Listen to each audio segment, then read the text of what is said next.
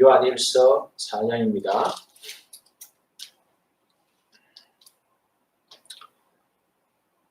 다 읽으신 줄 알고 중심 구절 들으십시오.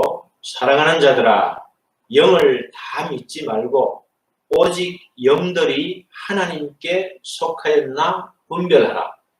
많은 거짓 선지자가 세상에 나왔습니다. 아멘.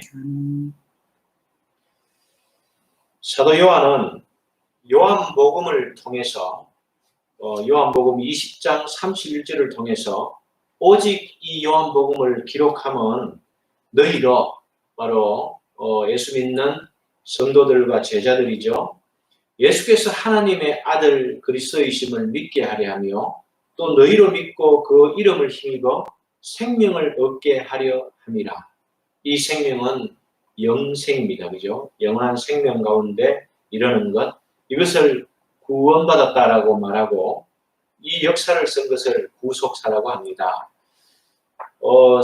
사도 요한이 요한복음 5장 12절에서 바로 내 계명은 곧 내가 너희를 사랑한 것 같이 너희도 서로 사랑하라고 이렇게 말했습니다.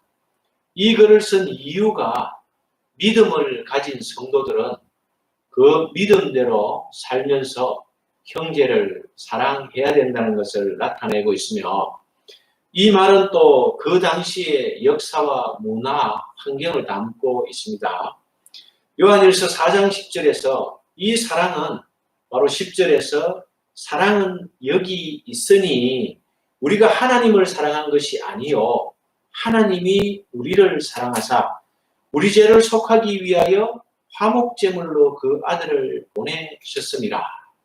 바로 화목제물이라고 말한 이 화목제물은요, 우리 죄인이 죄 때문에 에덴 동산에서부터 하나님과 막힌 담이 있었습니다. 그 담을 헐 수 있는 화목제물입니다. 이것은 바로 예수 그리스도께서 친히 인간으로 오셔서 육신을 입으시고 그 고통을 대신에 당하시면서 죽는 것을 말하고 있습니다. 이것을 바로 이 사랑이 여기 있다라고 우리 요한은 말하고 있는 것이죠. 하나님이 세상을 이처럼 사랑하사 독생자를 주신 그 사랑을 요한은 거듭 말하고 있습니다. 또 요한 2서 1장에 보면은 1장 6절에 보면은 또 사랑은 이것이니 우리가 그 계명을 따라 행하는 것이요 계명은 이것이니 너희가 처음부터 들은 바와 같이 그 가운데서 행하라 하시니라. 형제들끼리 서로 사랑하라는 것이 바로 요한의 또 계명입니다. 이것을 요한복음에서 강조를 했고 또 요한 1서에서 강조를 했고 요한 2서에서도 강조를 합니다. 요한 3서 1장 2절에서는 사랑하는 자여 내 영혼이 잘된 것 같이 내가 범사에 잘되고 강건하기를 내가 강구하노라. 이 사랑하는 자들은 영혼이 잘되고 범사가 강건하게 된다는 것을 바로 요한은 풀어주고 있는 것입니다. 당시 요한이 편지를 보낼 때의 시대적 상황 우리가 살펴볼 이유가 있습니다. 요한 1, 2, 3서를 읽다가 보면은 분명히 하나님의 계명, 예수님께서 새 계명을 주셨는데 그것이 바로 서로 사랑하라는 것이는데 그냥 이렇게 읽고 넘어가면은 무게가 실리지 않아서 내용의 뜻을 깊이 있게 알 수가 없습니다. 당시 요한은 예수 그리스도의 12 제자 중에 한 사람으로서 어머니를 에베소 교회에서 장사 치르고 예수님의 부탁을 바로 들어주는 것이죠. 하나님께서 그렇게 만드신 것이지요. 그 이후에 11 제자들의 순교를 요한은 다 보았습니다.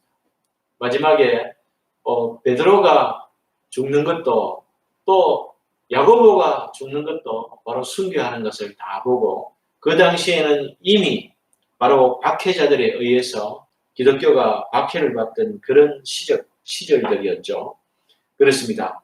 네로 황제로부터 시작한 로마의 대화재, 그것을 기독교인들에게 뒤집어 씌웠죠. 그것이 계기로 돼서 도미티안 시대에는 바로 황제, 이 숭배 사상, 이 황제가 하나님이다. 이렇게 가르치고 숭배를 강요했다는 것을 볼 수 있습니다. 물론 그 이전에 글라디우스 황제 때부터 시작해서 기독교인들은 예수님이 돌아가시고 성찬식을 거행하고 자기들끼리 모여서 똘똘 뭉쳐서 신앙생활을 했기 때문에 로마 시대, 새 시대에는 부합하지 않는 종교다. 이렇게 낙점을 하고 점을 찍고 기독교를 폄하했습니다. 그래서 그때부터 추방령이 내려지는 것이죠. 추방령은 로마의 도시로부터 쫓겨나는 것을 말합니다. 사랑하는 성도 여러분, 당시에 여러 이단 사상들이 있는 걸로 우리는 이미 알고 있지만 가장 큰 이단, 오늘 요한복음을 통해서 하나님의 뜻, 그리고 그 믿음에 이어서 요한 1서 4장을 통해서 이 환경 가운데 적 그리스도라는 것을 요한은 말해주고 있습니다. 이 적 그리스도는 바로 우리가 분별해야 될 대상인데, 이 예수를 시인하지 아니하는 영마다 하나님께 속하지 아니했다라고 3절에 말하고 있고, 이 영을 바로 적 그리스도라고 합니다. 당시의 상황으로 들어가 보면은 이 적 그리스도는 첫 번째 누구였을까요? 예수 그리스도가 오셨는데, 참빛이 세상에 오셨는데 빛이 와도 어둠이 깨닫지 못하는 그 상태에 꾸지람당한 사람들이 있죠. 바로 이스라엘 백성들입니다. 거기에서 구체적으로 유대인들이죠. 예, 대제사장, 서기관, 사두개인들, 바리새인들, 그렇죠. 이 자들을 말하는 것이죠. 이 사람들은 성육신, 즉 요한복음 1장 1절, 요한 1서 1장 1절에서 말하는 태초에 계신 그 말씀, 그분이 예수님이셨다. 그분이 이 땅에 오셨다. 이 성육신을 믿지 않았습니다. 그것을 바로 사도 요한은 적 그리스도의 영이라고 합니다. 이것을 요한은 헬라어 표기로 안티크리스투스, 예, 안티는 대항하는 것이지요. 예수를 대항하는 세력들이죠. 그 당시에 예수를 대항하는 세력들은 어떤 세력? 자기 백성들이죠. 유대인들, 이스라엘 백성들이었습니다.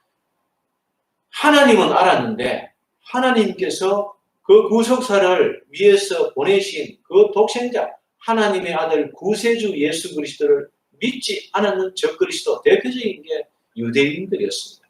그리고 이들은 계속 이어서 로마가 집권한 70년에 예루살렘 멸망하고 그 이후에 바로 요하난 벤자카이가 투항을 해서 유대교로 인정을 받게 되는 것이죠. 바로 이것이 적 그리스도. 두 번째는 또 적 그리스도가 어떤 유형들이 있었을까요? 또 예수를 반대하는, 그렇죠, 글라디우스 왕, 이 황제, 그리고 네로, 그리고 도미티아누스, 이런 왕들, 로마의 황제, 이 사람을 신격화시키는 것이죠. 그죠? 네. 하나님을 믿는 사람들이 바로 신이다. 이렇게 하는 그 말을 근거로 해서 자신을 신이라 하고, 그 사람이 말할 때는 하나님이 말하는 것처럼 순종해야 됐습니다. 그렇지 않으면 추방당하는 것이죠. 당시에 우리 기독교인들은 사람 잡아먹는다는 소문을 돌렸습니다. 왜냐하면 성찬식, 즉 예수 그리스도를 기념하면서 자꾸 피를 마시니까 그 내용을 모르는 사람들은 저 사람들은 사람 잡아서 피를 마신다더라, 이렇게 소문을 낸 것이죠. 그리고 유대인들은 끝까지 우리와 사상을 다르게 가져가면서 우리는 오신 예수 그리스도를 믿고 그분을 구주로 모셨는데 이들은 그것을 믿지 않았던 것이죠. 그래서 미워하고 박해했습니다. 그리고 이 사상들이, 즉 사도 요한이 생존해서 90년 전후에서 그 근동에 100살까지 살았다고 나와 있는데, 그 1세기를 통틀어서 주님 오신 그때부터 시작해서 돌아가신 33년, 그 이후에 바로 제자들의 그 역사, 또 사복음서가 쓰여지고 그것을 읽고 전했는데도 믿지 않는 사람들, 그 사람들은 바로 악한 영에 속했습니다. 그것을 분별하라, 시험하라는 것인데, 이 시험하라, 분별하라는 자세히 살펴서 확정하라는 뜻입니다. 여러분, 속했는지 안 속했는지 그것을 분별하라는 것이지요. 교회에 속한 영들, 바로 성도들의 영, 그 사람의 영이지요. 이 영과 성령이 있었죠. 이 영을 세 가지로 구분하는데 성령과 사람의 영, 악한 영 이렇게 구분합니다. 이 푸뉴마, 이 성령이 세 가지로 구분되는데 여기에서 바로 분별하라는 것이죠. 이로써 너희가 하나님의 영을 알지니 곧 예수 그리스도께서 육체로 오신 것을 시인하는 영마다 하나님께 속한 것이요. 당시에는 어떻게 테스트했을까요? 사도 요한이 쓴 요한복음을 가지고 읽어주는 것입니다. 1장 1절부터 읽어서 그분이 예수님이다라고 복음을 전했을 때 안 믿으면은 아직 복음을 깨닫지 못했거나 택자가 아니거나 아니면은 안티하는 사람이죠. 이런 것을 복음을 먼저 말해주고 읽어라. 하지만은 사도 요한은 당시에 로마가 이 편지를 입수해서 읽을 것도 고려했을 것입니다. 그래서 오늘 4장 1절에서 사랑하는 자들아 이렇게 사랑하는 자들을 네 가지로 들 수 있죠. 아가페 토이 하면서 앞장에서 우리가 어떤 걸 공부했죠? 아이들아, 청년들아, 아비들아, 자녀들아 이렇게 부르는 이 네 가지 유형. 이거는 우리는 들으면 압니다. 사랑하는 자들아 하면은 예수 믿는 성도들아, 형제들이여. 이런 식으로 듣지만 로마는 사랑하는 자들아, 이 사람들이 사람을 좋아하는갑다. 성령의 지혜가 없었기 때문에 깨닫지 못하는 것이죠. 한마디로 이것은 사랑하라는 비밀 지령입니다. 그렇죠. 그것을 이 편지에 썼는데 로마 사람들은 읽어도 이게 무슨 얘기인지를 모릅니다.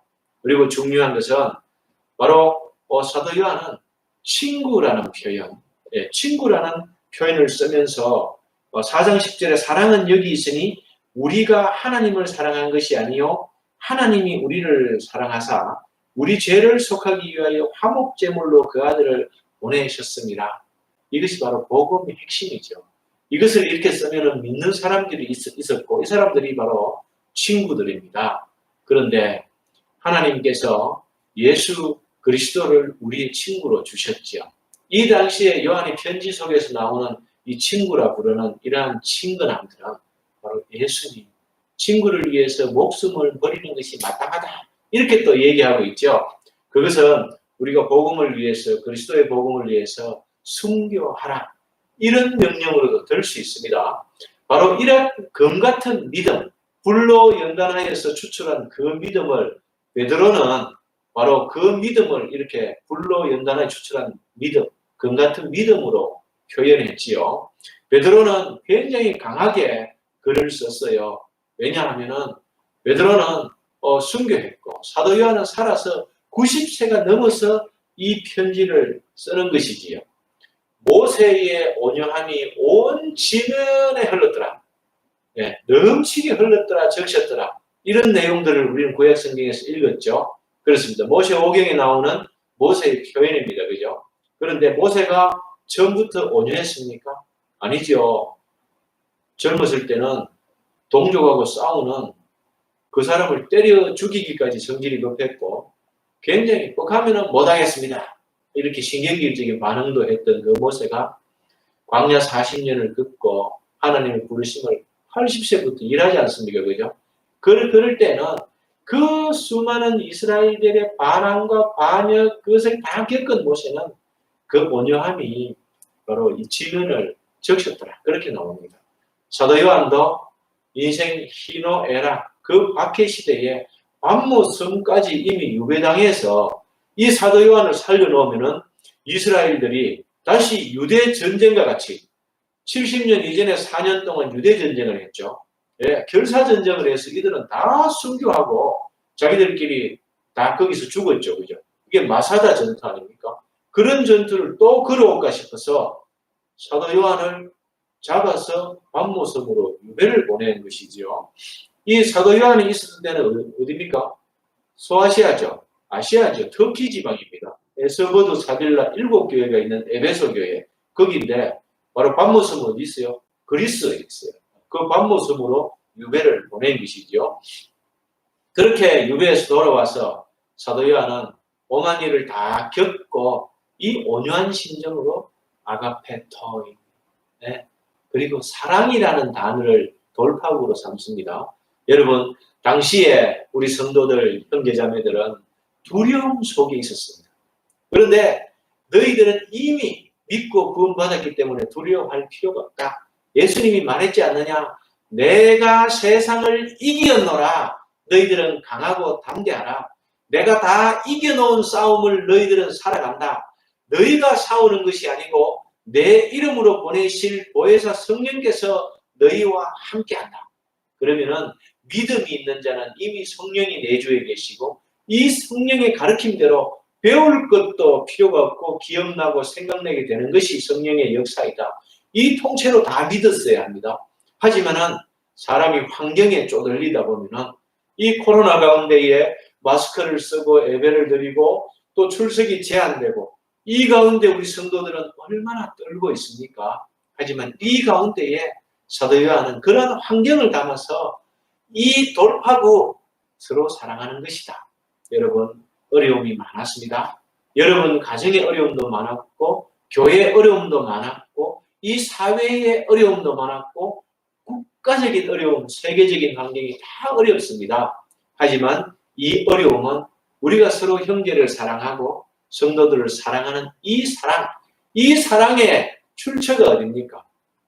하나님의 사랑, 아가파오 사랑이지요. 베드로에게 물었습니다. 네가 나를 아가파오 하느냐? 필레오. 아가파오 하느냐? 필레오. 아가파오 하느냐? 필레오. 그런데 마지막에 예수님께서는 필레오 하느냐? 필레오 합니다. 이렇게 눈높이를 낮추어 주셨는데 어쨌든 사랑의 근본은 아가파오입니다. 하나님께서 이처럼 세상을 사랑하신 그 사랑, 그것을 우리가 오늘 하라는 것이지요. 하지만 우리는 할 수가 없을 것입니다. 우리는 연약하고 때때로는 시기하고 그것을 사도 요한은 요한 1서에서 가인과 같이 하지 마라. 그렇게 구체적으로 말하는 것이지요. 로마 사람들이 이 얘기를 알까요? 모를까요? 모르는 것이지요. 가인은 시기함으로 동생을 죽였고 성경의 역사, 에덴 동산 그 이후의 모든 인류들의 역사를 성경은 다 적지 않습니다. 하지만 대표적인 인류의 조상들은 알려주죠. 그죠? 예. 가인의 후예들의 그 악함. 처음에는 현상금이 가인한테 7배, 그죠? 그 다음에 77배로 내려가죠. 그죠? 그렇게 악이 가중됨을 보여주면서 그 이후에 중다, 잡족, 악족들을 적지 않습니다. 그런데 세계사에서는 나오죠. 예. 블레셋. 그렇죠. 그 다음에 에서의 자식들. 그런 사람들. 그리고 또 누가 나옵니까? 수르. 아시리아 지방의 수르. 그 다음 또 누가 나오죠? 바벨론 나오죠. 그죠? 그 다음에 또 누가 나와요? 헬라가 나오죠. 그 다음에 또 누가 나와요? 로마로 이어집니다. 로마 다음에 누가 나와요? 현대 사상들이 나오게 되는 것이죠. 오늘날은 누가 나왔어요? 안티크리스투스가 누구죠? 예수 안 믿는 사람들이죠. 그런데 여기에서 우리가 복음을 전하는데 방해하지 않는 사람들. 우리 집에 안 믿는 형제가 있는데 교회에 나가는 것을 반대하지 않는 사람들. 협조자들입니다. 믿을 가능성이 무지무지 많고 택한 백성들일 가능성이 많습니다. 그분들은 우리의 편입니다. 위하여서 기도하는 것입니다. 여러분 낙심하지 마십시오. 복음의 역사를 보면은 이 사랑을 가족 중에 한 사람이 먼저 시작합니다. 옛날에는 한국에 들어왔을 때에 축사님들이 먼저 믿었죠. 그것을 백정이라고 했습니다. 그죠? 그분들이 교회를 만들었고 그 양반과 천민들이 구분되어 있을 그 시대에 먼저 열악한 사람들이 믿었어요. 또 여인들이 믿었어요. 왜? 약자이죠. 여인은 당시에 약자이자 피해자, 수가성의 여인과 같은 그런 분들이 우리 어머니들이 믿은 거죠. 그 한 분이 믿어서 이 말씀을 깨닫고 복음을 전가하기 시작합니다. 여러분 그냥 말로 전했겠습니까? 삶으로 전했습니다. 끝까지 그분이 돌아가실 때쯤 남편도 믿고 아들도 믿고 딸도 믿었던 이러한 역사가 우리 한국 조선반도의 역사에서 시작되었던 것입니다. 불과 120년 전에 시작한 복음이 지금 대한민국의 복음을 편만케 했습니다. 여러분, 이렇도록 교회가 흥황하고 융성한 적이 없고 세계 어느 나라에 가도 대한민국의 복음화와 같이 이렇게 잘된 나라가 없습니다. 복음이 줄어들고 성도 수가 줄어들고 걱정할 필요 없습니다. 여러분, 다 편만하게 이 땅에 뿌려졌고 이제는 그 편만함을 통해서 세계 선교로 나아가고 있는 이 시점에서 코로나를 만난 것입니다. 이 코로나는 오히려 우리의 고난 축복의 통로가 되고 성도들이 교회에서 모여서 하나님과의 사귐, 그 사귐을 기본으로 성도와의 사귐 다 가지고 있었는데 이게 막히니까 다시 하나님과의 사귐으로 나아가게끔 한 그것이 바로 코로나이지요. 저와 여러분은 성경을 읽으면서 우리 코로나 이 시기를 잘 극복하고 있습니다. 4절에 보면은 자녀들아 너희는 하나님께 속하였고 또 그들을 이기었나니 이는 너희 안에 계신 이가 세상에 있는 자보다 크시니라. 너희 안에 계신 이라고 이분이 누구시죠? 보혜사 성령님이시죠. 성령님께서 우리 안에 있다는 것을 사도 요한은 말하고 있고 6절에 보면은 우리는 하나님께 속하였으니 하나님을 아는 자는 우리의 말을 듣고 하나님께 속하지 아니한 자는 우리의 말을 듣지 아니하나니 진리의 영과 미혹의 영을 이로써 아느니라. 이 말이라는 표현, 그렇죠. 복음을 들려줄 때에 그것을 말이라고 합니다. 그냥 내 말을 믿어주는 것 그거 아닙니다. 복음을 성경을 읽어줄 때에 그 말을 듣는 것을 말합니다. 바로 진리의 영과 미혹의 영. 진리의 영은 예수 그리스도께서 보내시는 그 성령이지요. 그 성령이 사람의 영을 바로 다스리시는 것입니다. 혼을 다스리는 거예요. 그런데 반대하는 사람이 있습니다. 그 사람들은 당시에 유대인들이었죠. 그리고 로마였습니다. 황제 숭배 사상 이외에 그 숭배하는 사람들은 팍스 로마나 로마가 안전과 평화를 가져주고 먹고 살게 해준다는 것이죠. 그 사상을 받아들인 사람은 도시에 모여 사는 겁니다. 온천욕을 즐기면서 수세식 화장실을 그리고 신장로, 대로는 대리석으로 깔려있는 그런 도시에 살게 해주는 거예요. 이게 헬라의 철학들과 엮여 돌아가면서 복음을 반대하고 인본주의로 자라고 오늘날 마찬가지입니다. 이러한 모든 사상의 뿌리들이 거기에 있습니다. 그것이 바로 에덴 동산에서 하와를 유혹했던 악한 영입니다.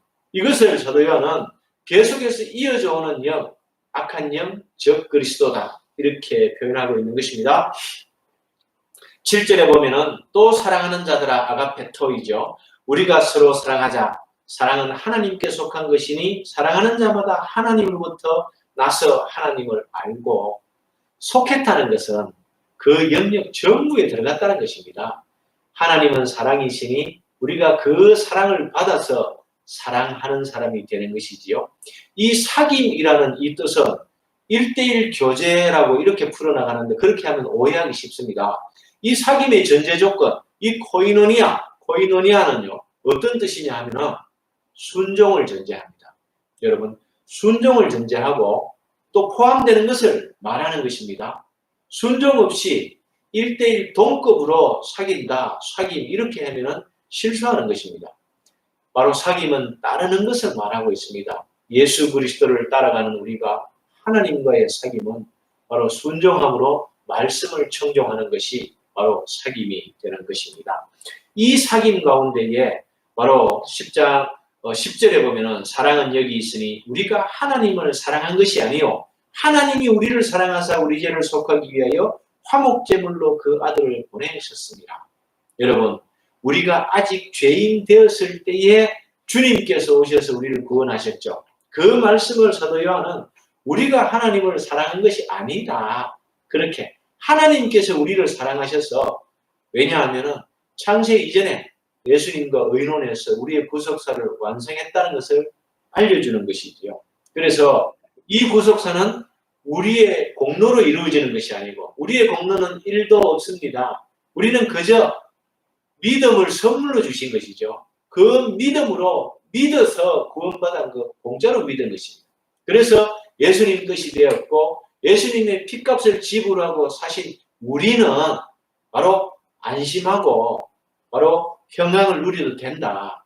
그 시대적인 상황은 바로 순교를 요구하는 그런 시대적 상황, 박해 시대였지만 우리가 서로 사랑함으로 하나님의 사랑을 알고 그 사랑을 동력으로 이 위험하고 어려운 시대를 돌파하자. 이런 바로 편지를 쓴 것입니다. 14절에 보면은 아버지가 아들을 세상의 구주로 보내신 것을 우리가 보았고 또 증언하노니 요한복음의 기록 목적이 우리가 믿고 영생을 얻게 하려 함이라 그렇죠. 바로 요한 1서에도 마찬가지. 아들을 세상의 구주로 보내신 것을 우리가 보았다는 것이죠. 누가 보았죠? 사도 요한이 보았지 않습니까? 당시에 제자들이 성도들이 믿음으로 보았지 않습니까? 그것을 말하고 있고 누구든지 예수를 하나님의 아들이라 시인하면 하나님의 그 안에 거하시고 그도 하나님 안에 거하니라. 여러분 당시에 예수 믿고 안 믿고 이것은 성육신을 믿느냐 안 믿느냐 이 차이였습니다. 하나님의 아들 바로 인성과 신성을 겸비하신 하나님의 아들을 내 구주로 받아들이느냐 믿느냐 이 문제가 당시에 모든 믿음의 기준이 되었던 것이죠. 지금은 신학이 발달해서 5가지 솔라를 아느냐 이렇게 물으면은 저 사람은 신앙의 척도 어느 정도다. 신학적 지식이 있구나. 그런데 이 건전한 신학 당시에 성육신을 물어서 믿으면은 그 사람은 참 그리스도인이고 참 빛이 그 사람한테 온 것입니다. 그렇게 구분했다는 것이죠. 19절에 보면은 우리가 사랑하면 그가 먼저 우리를 사랑하셨습니다. 다시 한번 강조합니다. 우리가 하나님을 사랑한 것이 아니고 하나님이 어떻게 해요? 우리를 사랑하셨어. 그것을 다시 한번 사랑의 순서를 강조하고 있죠. 우리가 사랑하면 그가 먼저 우리를 사랑하셨습니다. 이렇게 다시 19절에서 강조하면서 20절에서 누구든지 하나님을 사랑하노라 하고 그 형제를 미워하면 이는 거짓말하는 자니 보는 바 그 형제를 사랑하지 아니하는 자는 보지 못하는 바 하나님을 사랑할 수 없다. 그 나무는 열매를 보면 안다.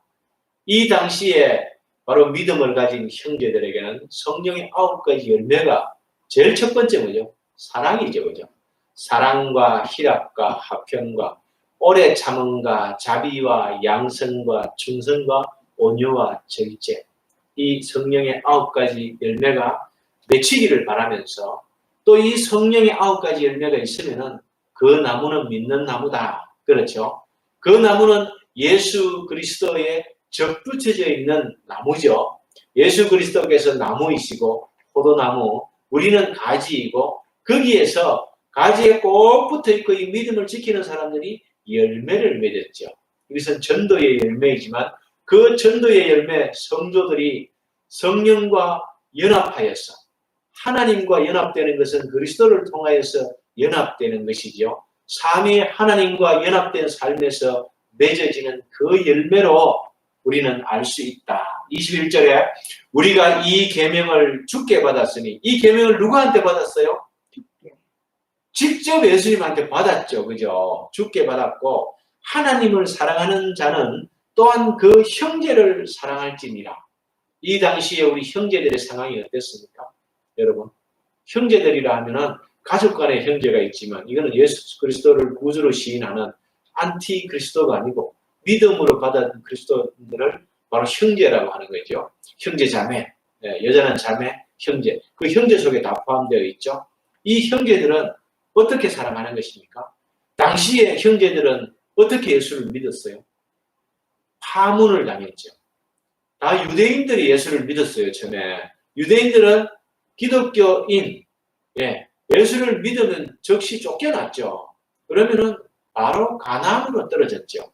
그래서 예수 믿는 사람들이 처음엔 가난했어요. 그 기득권으로부터 포기하고 예수를 믿어야 했어요. 또 그때 초대교회를 비롯해서 박해시대에 살았던 그 기독교인들은 앞으로 어떤 걸 예견해요? 지금 터키와 그리스가 보면은 밑으로 지하세계에 살았죠. 땅굴을 파서 들어갔고 가장 가난하게 숨어 살아야 했고 박해를 당했던 그런 사람들을 이미 다 담고 있는 형제들이라고 이해하면 좋겠어요. 그 형제들은 가난해서 당장 먹을 게 없었어요. 그래서 말과 혀로 사랑하지 말고 가난한 형제를 돌보면서 나누면서 사랑하라. 이 나누라는 것이죠. 이 당시에. 지금 어떻습니까? 지금 이 풍족한 이 시대에 또 지금도 나누지요. 이 또 풍족한 시대에 상대적으로 빈곤한 형제들이 있으면 나누라는 것입니다. 그것을 담고 당시의 형제들을 생각해 보시면 이 말씀이 잘 이해가 됩니다. 하나님과의 교제를 강조한 사도 요한은 이 교제는 영어로 팔로우십이죠. 1대1 대등한 관계가 아니고 팔로우십은 종속 관계입니다. 네, 주님으로 모시는데 그 모심의 교제는 바로 우리가 팔로우십, 바로 순종하면서 따르는 것을 말하고 이 코이노니아, 믿고 순종하는 가운데 공통된 정서가 있죠. 우리는 하나님의 말씀을 중심으로 하고 교회를 중심으로 하는 이런 정서가 같은 사람들이 바로 목표가 같습니다. 우리는 당시의 성도들은 어떤 목표를 가지고 있을까요? 마라나타, 아멘, 주 예수의 오시옵소서. 임박한 재림을 당시의 사도들은 전했죠. 예수님이 떠나실 때 곧 온다고 했으니까 바로 오실 줄 알았어요. 당시에 박해도 시작되고 끝까지 견디라 했는데 그거 견디면 내일 오실 줄 알았다니까요. 그 믿음 가운데에 바로 마라나타 하는 그 신앙들이죠. 이렇게 비전도 같고 정서도 같고 문화도 같은 사람들이 바로 이 공통된 뜻, 이 코이노니아 뜻이 바로 공통의 뜻을 가지고 있다. 이런 것입니다. 이것을 하나님을 대상으로 놓고 사귐을 가지는 것입니다. 이것은 순종을 전제로 한 사랑의 관계이지요. 따르는 것을 전제로 한 팔로우십을 말하는 것입니다. 이 코이노니아를 즐기면서 이것이 무기가 되는데 그 무기가 뭐냐? 사랑이라는 것입니다.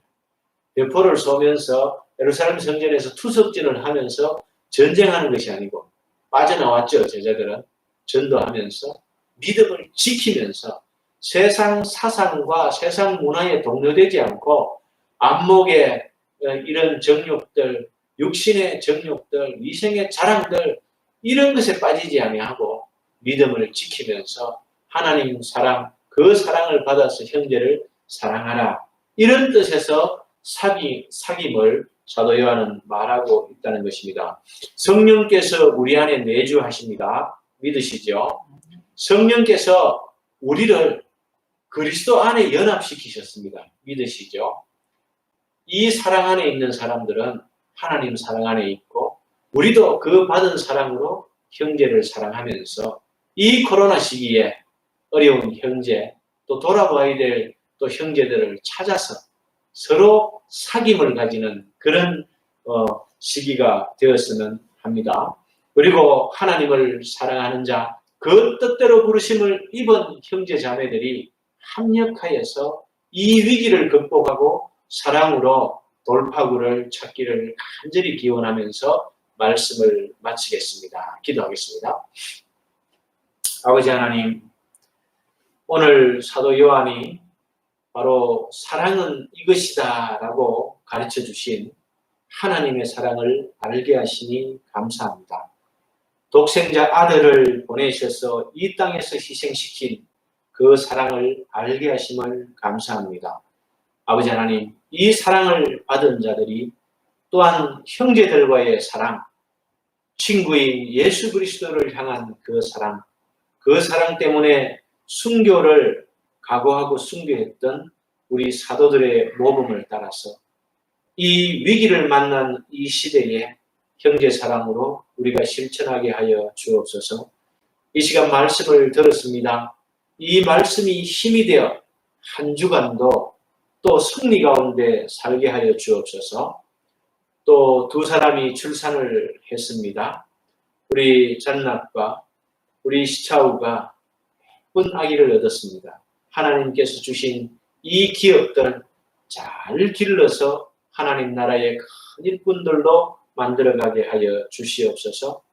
어려운 가운데 환경 가운데 이 나라의 노동으로 결혼으로 와서 사는 우리 캄보디아 형제들을 기억하여 주시고 또 모든 다문화 형제 자매들이 믿음을 잃지 않고 힘을 잃지 않도록 붙들어 주시옵소서.